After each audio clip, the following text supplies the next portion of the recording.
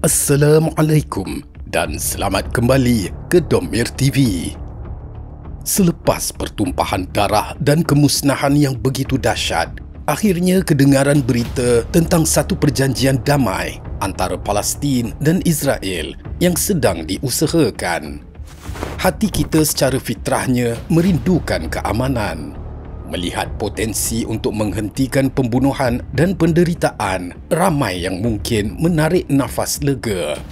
Tetapi sebagai umat yang berpandukan wahyu dan sejarah, kita wajib bertanya, adakah ini keamanan yang hakiki atau sekadar satu lagi helah dalam lipatan sejarah? Mengambil kira rekod lampau Israel yang penuh dengan pengkhianatan, bagaimanakah sepatutnya kita bertindak? Dan yang paling penting, ke manakah fokus kita harus dihalakan sekarang? Sebelum kita terlalu gembira dengan berita damai, sejarah memaksa kita untuk berhati-hati. Sifat khianat dan mungkir janji ini bukanlah perkara baru. Ia telah pun dirakamkan oleh Allah Subhanahu wa Taala di dalam Al-Quran, merujuk kepada sifat sebahagian Bani Israel. Firman Allah dalam surah Al-Ma'idah ayat 13. Oleh sebab itu, maka disebabkan mereka mencabuli perjanjian setia mereka, kami laknatkan mereka dan kami jadikan hati mereka keras membatu.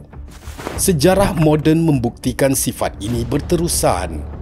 Kita tidak boleh lupa pada perjanjian Oslo 1993 yang menjanjikan sebuah negara Palestin merdeka, tetapi sebaliknya membuka pintu kepada pembinaan penempatan haram yang lebih rakus di tebing barat.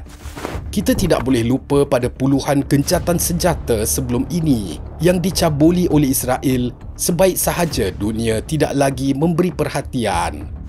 Corak tata laku mereka sentiasa sama. Mereka berjanji di hadapan kamera, tetapi di lapangan, penindasan dan penjajahan diteruskan. Mereka menggunakan tempoh damai untuk mengukuhkan cengkaman mereka. Maka reaksi kita bukanlah dengan sinis menolak, tetapi dengan harapan yang penuh kewaspadaan.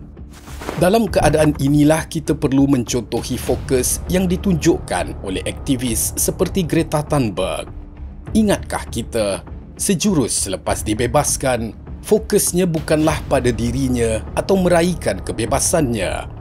Fokusnya tetap pada isu akar, iaitu genosid yang sedang berlaku. Begitulah sepatutnya fokus kita. Perjanjian damai ini tidak menyelesaikan isu akar penjajahan. Ketika kita mungkin leka dan meraihkan keamanan yang rapuh ini, di manakah fokus sebahagian dari kita? Adakah kita kembali sibuk berbahas tentang isu-isu khilafiyah kecil yang tidak relevan dengan krisis ummah? Adakah kita kembali selesa dengan secawan kopi dari syarikat yang menyumbang kepada dana Zionis? Jika ini berlaku, maka kita sebenarnya sedang berpaling dan amaran Allah Subhanahu wa Taala dalam surah Muhammad ayat 38 kekal relevan. Dan jika kamu berpaling daripada berjuang di jalan Allah, Dia akan menggantikan kamu dengan kaum yang lain. Kemudian mereka tidak akan berkeadaan seperti kamu yang tidak mahu berjuang. Ayat ini adalah satu undang-undang Allah di muka bumi. Apabila Al-Quran menyebut Dia akan menggantikan kamu dengan kaum yang lain, kita sedang melihat buktinya. Allah gerakkan hati puluhan ribu rakyat London dan New York untuk berarak di jalanan.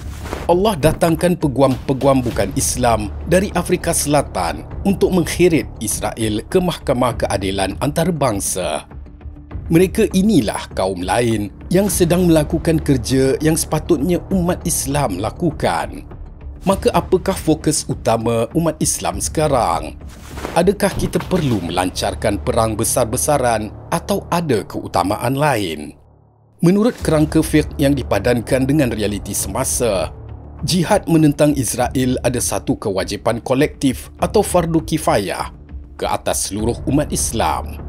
Namun, jihad bukan hanya bermaksud perjuangan bersenjata. Dalam keadaan sekarang, fokus utama dan jihad terbesar bagi umat Islam di luar Palestin adalah membantu secara realistik melalui pelbagai saluran. kita perlu mencontohi hikmah Rasulullah sallallahu alaihi wasallam yang bukan sahaja seorang panglima perang tetapi juga seorang diplomat, ahli ekonomi dan pembina masyarakat yang ulung. Fokus jihad kita sekarang terbahagi kepada beberapa cabang utama. Pertama, jihad kemanusiaan, membantu mujahidin, mustad'afin dan mazlumin. Ini adalah keutamaan yang paling mendesak. Membantu saudara kita membina semula kehidupan, rumah, sekolah dan hospital mereka. Namun dalam semangat perjuangan ini, kita juga perlu menjaga keikhlasan hati. Hindari hero worship atau memuja aktivis-aktivis yang terlibat dalam misi seperti flotila. Apabila kita terlalu menyanjung individu, walaupun niat baik, ia boleh membuka ruang kepada penyakit hati seperti riak dan ujub. Fokus kita bukan pada siapa yang beraksi atau siapa yang dipuji, tetapi pada matlamat tertinggi, iaitu membantu dan menyelamatkan mujahidin, mustad'afin dan mazlumin di Gaza. Ingatlah sabda Nabi Muhammad sallallahu alaihi wasallam yang bermaksud, barang siapa yang melepaskan satu kesusahan seorang mukmin, nescaya Allah akan melepaskan darinya satu kesusahan pada hari kiamat. Setiap wang yang kita sumbangkan adalah sebahagian daripada jihad kita yang ikhlas. Kedua, jihad ekonomi, memperkasakan Palestin. Memastikan ekonomi Palestin mampu berdikari dan tidak bergantung kepada musuh. Ini termasuklah menyokong produk-produk Palestin, melabur dalam teknologi mereka dan memperkasakan gerakan boikot terhadap syarikat-syarikat yang menyokong Israel. Boikot adalah senjata ekonomi umat Islam yang sangat berkesan dan wajib diteruskan tanpa henti. Ketiga, jihad diplomatik dan perundangan, tekanan berterusan. Terus memberi tekanan kepada pemimpin-pemimpin kita untuk tidak berdiam diri. Sokong tindakan-tindakan undang-undang di peringkat antarabangsa seperti di PBB dan ICJ. Ini merupakan jihad intelektual dan politik untuk memastikan dunia tidak melupakan isu Palestin. Bagi penduduk Palestin, kewajipan mempertahankan tanah air mereka kekal sebagai fardu ain. Bagi kita, kewajipan kita adalah memastikan mereka mempunyai kekuatan untuk terus bertahan. Selari dengan hadis Nabi sallallahu alaihi wasallam, orang mukmin bagi orang mukmin yang lain adalah seperti sebuah bangunan. Sebahagiannya menguatkan sebahagian yang lain. Marilah kita memperbetulkan fokus kita. Daripada kembali berdebat tentang isu-isu kecil, kita seharusnya fokus kepada perkara yang benar-benar memberi impak, kerana pada akhirnya sejarah akan merakamkan kita dan Allah akan menghakimi kita semua. Pergilah kamu beramai-ramai untuk berperang pada jalan Allah, sama ada dengan keadaan ringan ataupun berat, dan berjihadlah dengan harta benda dan jiwa kamu pada jalan Allah. Yang demikian amatlah baik bagi kamu jika kamu mengetahui.